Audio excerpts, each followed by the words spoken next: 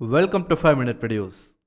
2010ஆம் ஆண்டு கனடாவோட ஆன்டாரியோ பகுதியில் இருந்த ஒரு வீட்டில் ஒரு கொள்ளை சம்பவம் ஒன்று நடந்திருக்கு. அந்த வீட்டுக்குள்ள புகுந்த மர்ம நபர்கள் 3 பேர் அந்த வீட்டில் இருந்த பெரியவங்க 2 பேரையும் துப்பாக்கியால சுட்டு கொன்னுட்டு அவங்களோட பொண்ணை கட்டி போட்டுட்டு அங்க இருந்த பணத்தை எல்லாம் திருடிட்டு போயிருக்காங்க. இந்த ஒரு சம்பவம் வெளியே தெரிய வந்ததும் போலீஸ் அதை பத்தி விசாரிக்க ஆரம்பிக்கிறாங்க. அப்போதான் யாருமே எதிர்பார்க்காத அதிர்ச்சிகரமான தகவல்கள் வெளியாக ஆரம்பிச்சது. அதை பத்தி தான் இந்த வீடியோல நாம பார்க்க போறோம்.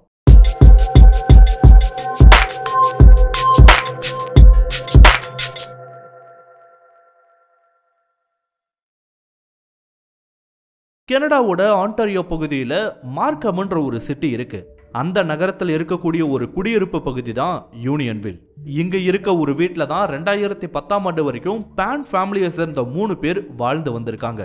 அதுல ஹூய் ஹான் பான் அண்ட் பிக் ஹா பான் என்ற ஹஸ்பண்ட் அண்ட் ஒய்ஃப் 2 பேரு, அதுக்கப்புறமா அவங்களோட 24 வயசு பொண்ணு ஜெனிஃபர் பான், மொத்தமா 3 பேர் தங்கி இருந்திருக்காங்க.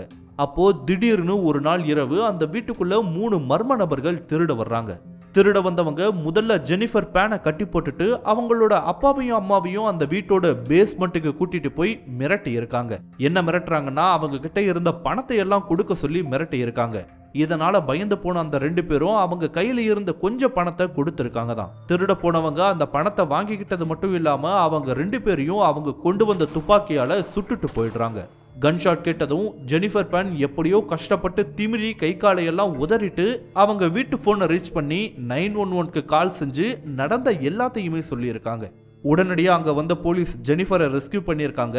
பேஸ்மெண்ட்டுக்கு போய் பார்க்கும்போது ஹஸ்பண்ட் அண்ட் ஒய்ஃப் 2 பேரும் ரத்த வெள்ளத்துல கிடந்திருக்காங்க.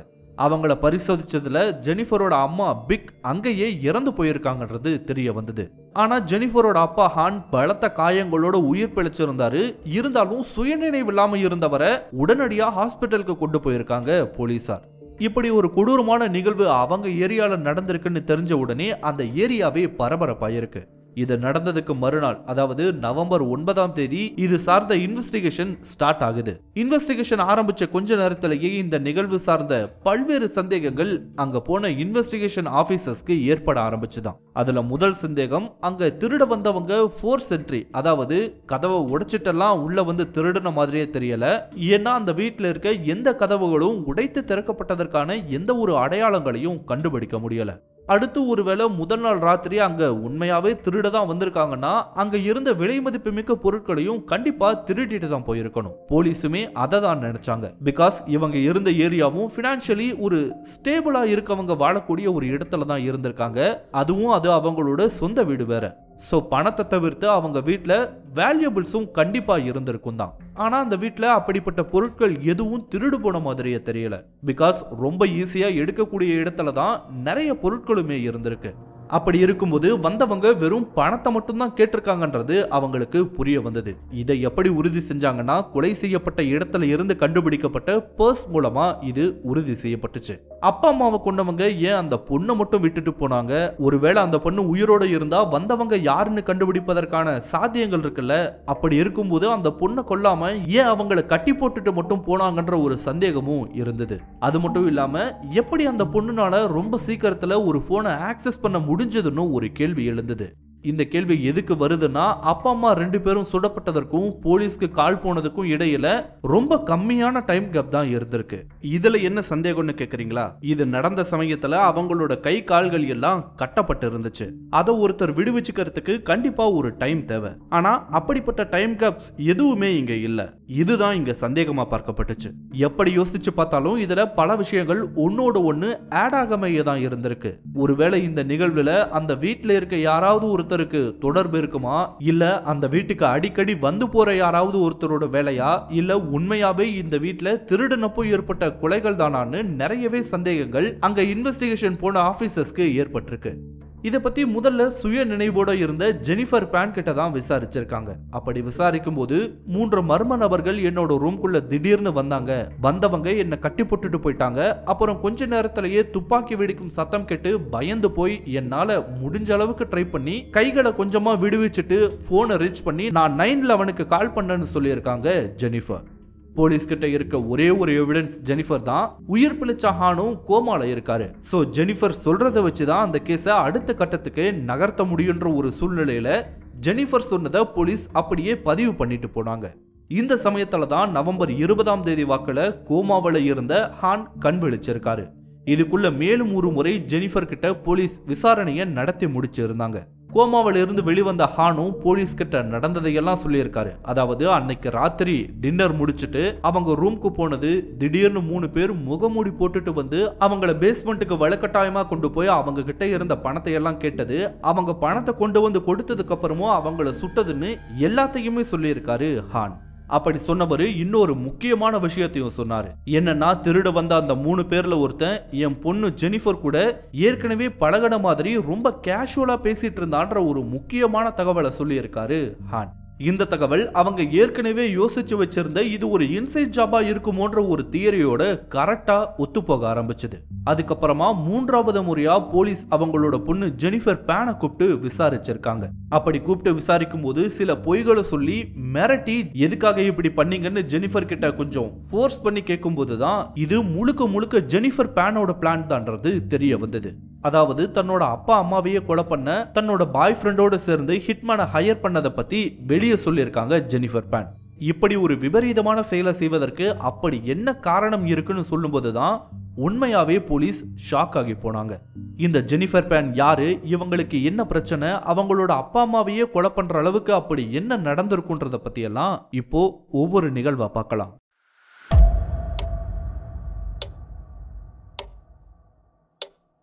ஜெனிஃபர் பேனோட அப்பா அம்மா ஹான் அண்ட் பிக் கனடாவை சேர்ந்தவங்க கிடையாது. இவங்க வியட்நாமை சேர்ந்தவங்க.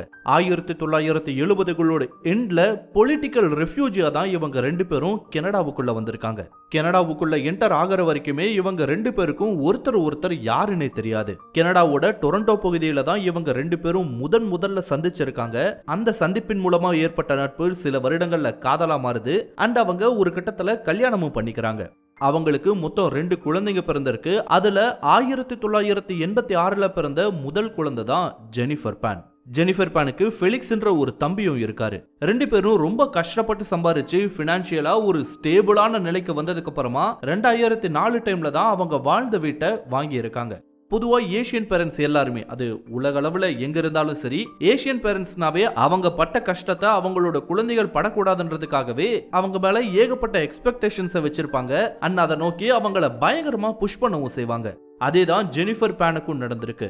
ஜெனிஃபர் பேனோட அப்பா அம்மா 2 பேரும் அகதிகளா கனடாவுக்குள்ள வந்ததுக்கு அப்புறமா அவங்க எதிர்கொண்ட ரொம்பவே கஷ்டமான சூழ்நிலைகளை பார்த்ததால அவங்க பட்ட கஷ்டத்தை ஜெனிஃபர் பேன் படவே கூடாதுன்றதுக்காக ஜெனிஃபர் பேன் மேல ரொம்ப பெரிய எதிர்பார்ப்புகளை கொண்டு இருந்திருக்காங்க ஹானும் பிக்கும். அது மட்டும் இல்லாம ஜெனிஃபர் பேன் முதல் குழந்தையா வேற போயிட்டதால தன்னோட தம்பிக்கும் ஒரு எக்ஸாம்பிளா இருக்கணும்ன்ற ஒரு சூழ்நிலையில இருந்திருக்காங்க ஜெனிஃபர் பேன். எஜுகேஷன் மட்டும் இல்லாம ரொம்ப சின்ன வயசுலயே பியானோ லெசன்ஸ்க்கு அனுப்புனது அண்ட் ஸ்கேட்டிங் கிளாஸஸ்க்கு அனுப்புனதுன்னு ஜெனிஃபர் பேனை நிறையவே விஷயங்களை செய்ய வச்சாங்க. அவங்களோட கனவு என்னவா இருந்ததுன்னா ஒலிம்பிக்ல கலந்துக்க வச்சு மெடல் வாங்க வைக்கணும்ன்றது தான் அவங்களோட ஒரு கனவா இருந்தது. ஏன் ஜெனிஃபருமே சின்ன வயசுல அதுக்கு தான் ஆசைப்பட்டிருக்காங்க. ஆனா அவங்களுக்கு சின்ன வயசுலயே முட்டில ஏற்பட்ட ஒரு பிரச்சனையின் காரணமா அது நடக்காம போயிருது. அதுக்கப்புறம் படிப்பு மட்டும்தான் அவங்க மேல வருவதற்கு ஒரே வழின்னு தெரிஞ்சதுக்கு அப்புறமா படிப்பு விஷயத்துல ரொம்ப ஸ்ட்ரெஸ் பண்ண ஆரம்பிச்சாங்க ஜெனிஃபர் பேனோட அப்பா அம்மா 2 பேரும். ஆனா அவங்க எதிர்பார்த்த அளவுக்கு ஜெனிஃபர் பேனால பெர்ஃபார்ம் பண்ண முடிஞ்சதுன்னா கிடையாது. ஜெனிஃபர் பேன் ஒரு ஆவரேஜான ஸ்டூடெண்டா தான் இருந்திருக்காங்க. இதுவே அவங்களுக்குள்ள ஒரு பயங்கரமான ஸ்ட்ரெஸ்ஸை ஏற்படுத்த ஆரம்பிச்சிருக்கு போல. நாமெல்லாம் எப்படி சரியா படிக்கலன்னா எக்ஸாம்ல சரியா பெர்ஃபார்ம் பண்ணலன்னா இனிமே நீ வெளியே போக கூடாது, யார் கூடயும் பேசக்கூடாதுன்னா நம்மளோட பேரண்ட்ஸ் சொல்லுவாங்க இல்லையா, கிட்டத்தட்ட அதே மாதிரி தான் ஜெனிஃபர் பேனுக்கும் நடந்திருக்கு. வீக்கெண்ட்ஸ்ல ஃப்ரெண்ட்ஸோட சேர்ந்து எங்கேயும் வெளியே போகக்கூடாது, ஸ்கூல் முடிச்சு வந்ததும் வரப்போற எக்ஸாம்க்கு கான்சென்ட்ரேட் பண்ணும், ஸ்கூல் முடிச்சதுக்கு அப்புறம் காலேஜ்க்காக ட்ரெயின் ஆகணும். இப்படி ஒரு normal Asian kid go through பண்றது தான் ஜெனிஃபருக்கும் நடந்திருக்கு. ஆனா இந்த விஷயம் ஜெனிஃபருக்கு ரொம்பவே கஷ்டமா இருந்திருக்கு. ஏன் அவங்களுக்குள்ள ஒரு ஸ்ட்ரெஸ்ஸையுமே இது ஏற்படுத்தி இருக்கு. ஒருவேளை கனடாவில் இருக்க கல்ச்சருக்கும் இதுல பங்கு இருக்கும் என்னமோ. கனடாவிலன்னு மட்டும் இல்ல, வெஸ்டர்ன் கண்ட்ரிஸை பொறுத்த வரைக்குமே வீக்கெண்ட்ஸ்ல ஃப்ரெண்ட்ஸோட சேர்ந்து வெளியே பார்ட்டிஸ் அண்ட் கிளப்ஸுக்கு போறதெல்லாம் சகஜமான ஒரு விஷயம் தான். ஆனா அப்படி போகக்கூடாது. ஸ்கூல் விட்டு வந்ததும் வரப்போற எக்ஸாம்க்கு ப்ரிப்பேர் பண்ணணும், ஸ்கூல் முடிஞ்சதுக்கு அப்புறம் காலேஜுக்கு ப்ரிப்பேர் பண்ணணும்னு சொல்லிட்டு ஜெனிஃபரோட வீட்டில் ஒரு கண்ட்ரோல்டு பேரண்டிங் இருந்ததால அது ஒரு ஸ்ட்ரெஸ்ஸா அவங்களுக்கு மாற ஆரம்பிச்சிருக்கு. இதனாலேயே போக போக அப்பா அம்மா மேலேயே ஒரு வெறுப்பு ஏற்பட்டிருக்கு. இதன் காரணமாவே சின்ன வயசுல இருந்தே நிறைய பொய்களையும் சொல்ல ஆரம்பிச்சிருக்காங்க ஜெனிஃபர். ஸ்கூல்ல ஒரு ஆவரேஜ் ஸ்டூடெண்டாவே இருந்தாலும் வீட்ல தன்னோட கிரேட்ஸ்லாம் ரொம்ப நல்லா இருக்குன்னு ஏமாத்த ஆரம்பிச்சாங்க. எக்ஸாம்ல அவங்க ஒரிஜினலா எடுத்த கிரேட்ஸை விட அதிகமா எடுத்திருக்க மாதிரி ஏமாத்தி காட்ட ஆரம்பிச்சிருக்காங்க. ரொம்ப நாளைக்கு இது அவங்களால செய்ய முடியாது இல்லையா? ஸ்கூலோட கடைசி வருஷம், அதாவது 12th கிரேட்ல ஒரு சப்ஜெக்ட்ல இவங்க ஃபெயில் ஆகியிருக்காங்க. இதனால அவங்களுக்கு கிடைக்க இருந்த ஒரு காலேஜ் அட்மிஷனும் ரிஜெக்ட் ஆயிருக்கு. இதனால எங்க தன்னை ஒரு ஃபெயிலியர்னு சொல்லிடுவாங்களோன்னு நினைச்சு அதையும் மறைச்சிருக்காங்க ஜெனிஃபர். தனக்கு காலேஜ்ல அட்மிஷன் கிடைச்சிட்டதா எல்லார்கிட்டையும் போய் சொல்லியிருக்காங்க. சொன்னது மட்டும் இல்லாம அந்த காலேஜ் ஓபன் பண்ணதுக்கு அப்புறமா டெய்லியும் காலேஜ் போற மாதிரியே வீட்டை விட்டு கிளம்பியும் போயிடுவாங்களாம். வீட்டை விட்டு வெளியே வந்ததுக்கு அப்புறம் ஏதாவது ஒரு கேஃபேல போய் சும்மா உக்காந்துருவாங்களாம். கொஞ்ச நாள் கழிச்சு ஒரு ரெஸ்டாரண்ட்லயும் வேலைக்கு சேர்ந்திருக்காங்க. இவங்களுக்கு பியானோ ரொம்ப நல்லாவே வாசிக்க வந்திருக்கு. சோ பசங்களுக்கு பியானோ கிளாஸஸையும் எடுக்க ஆரம்பிச்சிருக்காங்க ஜெனிஃபர். இதனால அவங்களுக்கு ஒரு ரெவென்யூ வந்திருக்கு. இப்படியே போயிட்டு இருக்கவும் ஒரு கட்டத்துக்கு மேல யூனிவர்சிட்டி ஆஃப் டொரண்டோல பார்மகாலஜி படிக்கிறதுக்கு ஒரு ஆப்பர்ச்சுனிட்டி தனக்கு கிடைச்சிருப்பதாகவும் அந்த கோர்ஸுக்கு நான் ஸ்விட்ச் பண்ணிக்க போறேன்னு சொல்லியிருக்காங்க பேரண்ட்ஸ் கிட்ட. அதுக்கும் ஜெனிஃபரோட பேரண்ட்ஸ் ஓகே சொல்லியிருக்காங்க தான். அவங்கள நம்ப வைக்கிறதுக்காக செகண்ட் ஹேண்ட் புக்ஸை நோட்ஸ் எல்லாத்தையும் வாங்கிட்டு வந்து படிக்கிற மாதிரியே முடிஞ்ச வரைக்கும் நடிச்சிருக்காங்க. இதுக்கு நடுவில் காலேஜ்ல இருந்து வீட்டுக்கு வந்துட்டு போக ரொம்ப கஷ்டமா இருக்குன்னு சொல்லிட்டு வீக் டேஸ்ல காலேஜுக்கு பக்கத்திலேயே ஒரு ரூம்ல தங்கிக்க பெர்மிஷனும் வாங்கியிருக்காங்க பேரண்ட்ஸ் கிட்ட. ஆனா அந்த ரூம்ல ஜெனிஃபர் தனியா தங்க கிடையாது, அவங்களோட பாய் ஃப்ரெண்ட் வாங் கூட தான் தங்கினாங்கன்றது பின்னாட்கள்ல தெரிய வந்தது. வீக்கெண்ட்ஸ்ல மட்டும் வழக்கம் போல வீட்டுக்கு போயிருக்காங்க. இவ்வளவையும் நம்பி இருக்காங்க ஜெனிஃபரோட பேரண்ட்ஸ். இப்படியே டிகிரி படிக்கிற அந்த 3 வருஷம் ஓடினதுக்கு அப்புறம் சின்ன பசங்களுக்கான ஒரு ஹாஸ்பிட்டல்ல தனக்கு வேலை கிடைச்சிருப்பதாகவும் அதை இனிமே பார்க்க போறேன்னு சொல்லியிருக்காங்க ஜெனிஃபர். அண்ட் இங்க இருந்து தான் ஜெனிஃபரோட பேரண்ட்ஸ்க்கு சந்தேகம் வர ஆரம்பிச்சிருக்கு. ஏன்னா ஜெனிஃபர் வேலைக்கு போறேன்னு சொன்னாலும் அதுக்குண்டான எந்த ஒரு அறிகுறியும் அவங்களுக்கு தெரியல. நார்மலா ஒரு ஹாஸ்பிட்டல்ல வேலைக்கு சேர்ந்தா அங்க பயன்படுத்துவதற்காக கண்டிப்பா யூனிஃபார்ம் கொடுப்பாங்க. அது மட்டும் இல்லாம ஐடி பேட்ச் கண்டிப்பா கொடுக்கப்படும். ஆனா அது எதுவுமே இல்லாம ஜஸ்ட் போயிட்டு வந்துட்டு மட்டும் இருந்திருக்காங்க ஜெனிஃபர். இந்த விஷயம் அவங்களுக்கு சந்தேகத்தை ஏற்படுத்த ஆரம்பிச்சது. ஒரு நாள் ஜெனிஃபரோட அம்மா பிக் என்ன பண்ணிருக்காங்கன்னா, ஜெனிஃபர் கிளம்புனதுக்கு அப்புறமா அவங்க பின்னாடியே ஃபாலோ பண்ணிட்டு உண்மையாவே ஜெனிஃபர் ஹாஸ்பிட்டலுக்கு தான் வேலைக்கு போறாங்களான்னு சொல்லிட்டு பார்க்க போயிருக்காங்க. அப்பதான் ஜெனிஃபர் ஹாஸ்பிட்டலுக்கு போறதில்லன்றதும் வேற ஒரு ரெஸ்டாரண்ட்ல தான் வேலைக்கு போயிட்டு இருக்காங்கன்றதும் கண்டுபிடிக்கப்படுது. இது தெரிய வந்ததும் பேரண்ட்ஸ் 2 பேரும் ஜெனிஃபரை கூப்பிட்டு என்ன நடந்ததுன்னு மிரட்டி கேட்க ஆரம்பிக்கிறாங்க. அப்போ நடந்த எல்லாத்தையுமே சொல்லியிருக்காங்க ஜெனிஃபர். அதாவது ஸ்கூல் முடிச்சதுக்கு அப்புறம் காலேஜுக்கு போறேன்னு சொல்லி ஏமாத்தினது, வேலை கிடைச்சிட்டதா சொன்ன வரைக்கும் தன்னோட பாய் ஃப்ரெண்ட் பத்தின்னு எல்லாத்தையும் ஒண்ணு விடாம சொல்லியிருக்காங்க ஜெனிஃபர். இதை கேட்டதும் ஜெனிஃபரோட அப்பா ஹான் ரொம்பவே டென்ஷன் ஆகிடுறாரு. ஜெனிஃபரோட பாய் ஃப்ரெண்ட் பத்தி தெரிய வந்ததும் அந்த கோவம் இன்னுமே அதிகமாயிருக்கு. உடனடியா ஜெனிஃபரை வீட்டை விட்டு வெளியே போக சொல்ல ஹான் தயாராகவே இருந்தாரு போல. ஆனா ஜெனிஃபரோட அம்மா பிக் தான் அவரை சமாதானப்படுத்தி ஜெனிஃபருக்கு இன்னொரு சான்ஸ் கொடுக்க சொல்லியிருக்காங்க. அப்போ மறுபடியும் ஸ்ட்ரிக்ட் பேரண்டிங்ன்ற ஒரு ஃபேஸ் ஆரம்பமாயிருக்கு. ஹை ஸ்கூல்லையே ஒரு பாடத்துல ஃபெயில் ஆகி இருந்ததால முதல்ல அதை கிளியர் பண்ணிட்டு காலேஜ்ல ஏதாவது ஒரு கோர்ஸுக்கு ஃப்ரெஷ்ஷா அப்ளை பண்ண சொல்லியிருக்காங்க பேரண்ட்ஸ் 2 பேரும். இந்த டைம்ல பழைய ஃப்ரெண்ட்ஸ் யார் கூடயும் கான்டாக்ட் இருக்கக்கூடாது, குறிப்பா ஜெனிஃபரோட பாய் ஃப்ரெண்ட் வாங் கூட கான்டாக்டே வச்சுக்க கூடாதுன்னு சொல்லி மிரட்டி இருக்காங்க. இருந்தாலும் எப்பயாவது வெளியே போகும்போது யாருக்கும் தெரியாம போய் பாய் ஃப்ரெண்ட் வாங்க எப்படியாவது பார்த்துட்டு வந்திருக்காங்க ஜெனிஃபர். ஒரு கட்டத்துல வாங் ஜெனிஃபர் கூட பிரேக்கப் பண்ண போறதாவும் ஒரு புது கேர்ள் ஃப்ரெண்ட் கூட டேட் போயிட்டு இருப்பதாவும் ஒரு தகவல் ஒரு ஃப்ரெண்ட் மூலமா எப்படியோ ஜெனிஃபருக்கு கிடைச்சிருக்கு. இது தெரிய வந்ததும் எப்படியோ வாங்க கான்டாக்ட் பண்ணி ஏதேதோ போய் சொல்லி மறுபடியும் வாங் கூட சேர்ந்திருக்காங்க. அப்போதான் ஜெனிஃபர் ஒரு விபரீதமான பிளான போட்டிருக்காங்க, தன்னோட பேரண்ட்ஸையே கொன்னுடலான்னு. ஏன்னா தனக்கு பிடிச்ச மாதிரி வாழ முடியாம போனதுக்கும் வாங் கூட சேர்ந்து இருக்க முடியாம போனதுக்கும் தன்னோட பேரண்ட்ஸ் தான் காரணம்னு நினைச்ச ஜெனிஃபர் அவங்களையே கொன்னுடலான்னு பிளான் பண்ணியிருக்காங்க.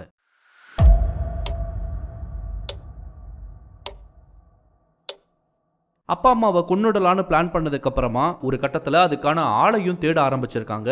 அப்போதான் ஸ்கூல் டைம்ல பசங்களை மிரட்டி பணம் வாங்கிட்டு இருந்த ஆண்ட்ரூன்ற ஒரு பையனோட நினைவு வரவும் எப்படியோ அவனை தேடி பிடிச்சு அவனை கான்டாக்ட் பண்ணியிருக்காங்க ஜெனிஃபர். அவங்க நினைச்ச மாதிரியே ஆண்ட்ரூ பணத்துக்காக மிரட்டுற மாதிரியான வேலைகளை செய்யறவன் தான். பட் கொலை பண்ணணும்னு சொன்ன உடனே முடியவே முடியாதுன்னு சொல்லிட்டு மறுத்திருக்கான்.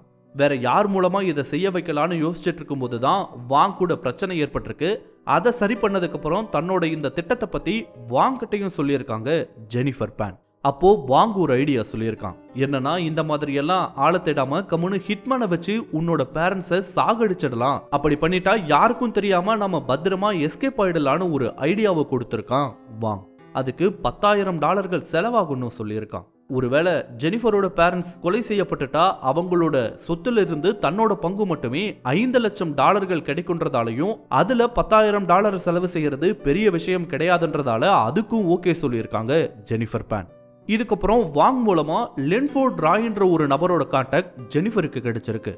அந்த நபர் மூலமா வேற 2 நபர்களோட கான்டாக்டும் கிடைக்குது. இவங்க கிட்ட ரகசியமா கான்டாக்ட் பண்றதுக்காக ஜெனிஃபருக்கு போலியான ஐடியா வச்சு வாங்கப்பட்ட ஒரு சிம் கார்டும் போனும் கொடுக்கப்பட்டிருக்கு. அதன் மூலமா ஒரு பிளானை போட்டிருக்காங்க. அதுதான் ராபரி பிளான். அந்த பிளான் படி நவம்பர் 8ஆம் தேதி ராத்திரி அவங்க வீட்டோட லாக்க ஜெனிஃபர் திறந்து விட்டுருக்கணும். அப்போ மாஸ்க போட்டுக்கிட்டு கொள்ளையர்கள் மாறி வீட்டுக்குள்ள வர்ற அந்த 3 பேரும் ஜெனிஃபரோட அப்பா அம்மா கிட்ட பணம் கேட்டு மிரட்டுவாங்க. ஆனா அதுக்கு முன்னாடியே ஜெனிஃபரை கட்டி போட்டுடுவாங்க. ஹானும் பிக்கும் கண்டிப்பா பணம் கொடுப்பாங்க. பணத்தை வாங்கினதுக்கு அப்புறம் 2 பேரையும் துப்பாக்கியால சுட்டுட்டு அங்க இருந்து கிளம்பிடணும். இதுக்கப்புறம் ஜெனிஃபர் எப்படியோ 911க்கு கால் பண்ணணும். அவங்க கிட்ட திருட வந்தவங்க கொன்னுட்டதா சொல்லணும். இதுதான் ஜெனிஃபரும் மற்ற 3 பேரும் சேர்ந்து போட்ட பிளான். ஜெனிஃபரும் மற்ற நபர்களும் பிளான் பண்ணபடியே தான் எல்லாமே நடந்திருக்கு. ஆனா அது நடந்த சமயத்துல அங்க வந்தவங்க கிட்ட ஜெனிஃபர் ரொம்ப சகஜமா பேசுனத ஹான் எப்படியோ கவனிச்சிருக்காரு. ஆனா இத அவங்க கவனிக்கல போல. கவனிச்சிருந்தாலும் எப்படியும் இறந்துடுவாங்கன்னு நினைச்சிட்டாங்களோ என்னமோ. இருந்தாலும் அங்க எதிர்பாராத ஒரு விஷயம் நடந்தது. அதுதான் ஹான் உயிர் பிழைச்சது. சில குண்டுகள் அவர் மேல நேரடியா பாஞ்சிருக்குதான். இருந்தாலும் லக்கிலி அவர் உயிர் பிழைச்சிருக்காரு. அவர் கோமால இருந்ததால உடனடியா எந்த தகவலையும் வெளியே சொல்ல முடியல. பட் நவம்பர் 20ஆம் தேதி வாக்குல அவர் கண்முழிச்சதுக்கு அப்புறமா சொன்ன தகவல்கள் ரொம்பவே முக்கியமானதா பார்க்கப்படுது. அதை வச்சுதான் சந்தேகத்தின் அடிப்படையில கொஞ்சம் ஃபோர்ஸா கேட்கவும் பண்ண தப்பு எல்லாத்தையும் ஒத்துக்கிட்டாங்க ஜெனிஃபர் பேன். அதை தொடர்ந்து ஜெனிஃபர் கைது செய்யப்பட்டாங்க. ஜெனிஃபர் கைது செய்யப்பட்டதுக்கு அப்புறமா அவரோட பாய் ஃப்ரெண்ட் வாங்கும் கொலை செய்ய உடந்தையா இருந்த காரணத்துக்காக கைது செய்யப்பட்டிருக்காரு. அப்புறம் சில மாதங்கள் கழிச்சு தான் ஹானையும் பிக்கையும் சுட்ட மற்ற 3 பேரையும் ட்ரேஸ் பண்ணி கைது பண்ணியிருக்காங்க போலீஸ். கைது செய்யப்பட்டதுக்கு அப்புறம் அந்த 5 பேரையும் விசாரணை கைதிகளா வெவ்வேறு சிறைச்சாலைகள்ல அடைச்சு வச்சிருக்காங்க. அடுத்து அந்த கேஸுக்கு தேவையான எல்லா எவிடன்ஸையும் கலெக்ட் பண்ணதுக்கு அப்புறம் 2014ஆம் ஆண்டோட மார்ச் 19ஆம் தேதி இந்த கேஸோட கோர்ட் ட்ரையல் ஆரம்பிக்குது. முதல்ல எல்லாருமே இந்த கொலையை நாங்க பண்ணலன்னு தான் சொல்லியிருக்காங்க. பட் இவங்க கைது செய்யப்பட்டதுக்கு அப்புறமா நடந்த போலீஸ் இன்வெஸ்டிகேஷன்ல நிறையவே தகவல்களை ஆல்ரெடி இவங்களுக்கு எதிரா ரொம்பவே ஸ்ட்ராங்கா திரட்டி இருந்தாங்க போலீஸ் டிபார்ட்மெண்ட்ல. சோ சந்தேகத்துக்கு இடமில்லாம இவங்க தான் குற்றவாளிகள்னு தீர்ப்பு சொல்லப்பட்டுச்சு. அந்த தீர்ப்புல கொலை செய்ய மாஸ்டர் மைண்டா இருந்த ஜெனிஃபர் பேனுக்கு லைஃப் சென்டென்ஸ் கொடுக்கப்படுது. அதுவும் 25 வருஷம் கழிச்சு தான் பரோல்லையே வெளியே வர முடியும்ன்ற ஒரு கண்டிஷனோட கொடுக்கப்பட்டுச்சு. இதே தண்டனையை தான் மற்ற 3 பேருக்கும் கொடுத்தாங்க.